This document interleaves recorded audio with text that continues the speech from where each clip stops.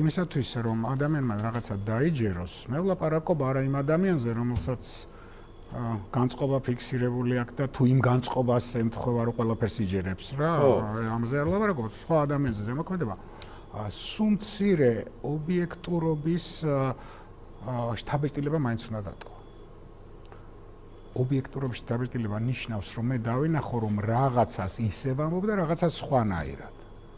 როცა მე ერთი მიმართულება მაქვს და ერთნაირად ვსაუბრობ, იქ არ უჩნდება ადამიანს ხო ობიექტურობის შეგრძნება, ხო? ანუ თუ სუცუც ვლაპარაკობ, ან თუ სულ კარგს ვლაპარაკობ, ან თუ სუცუც ვლაპარაკობ. ხო.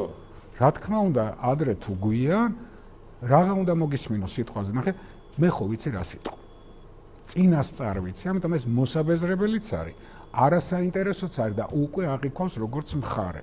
როცა შეგიძლია თქვა, გამოარჩიო რაღაცაზე თქვა კარგი. თქვა რომ ეს არაჩვეულებელი იყო რაღაცა. მე თქვა რომ ეს ძალიან კაი იყო, მაგრამ ეს უკვე ძალიან დიდი სისულელე იყო.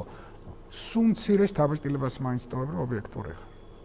და ეს არა აქვთ, კი, ახლა მე არ უყურებ.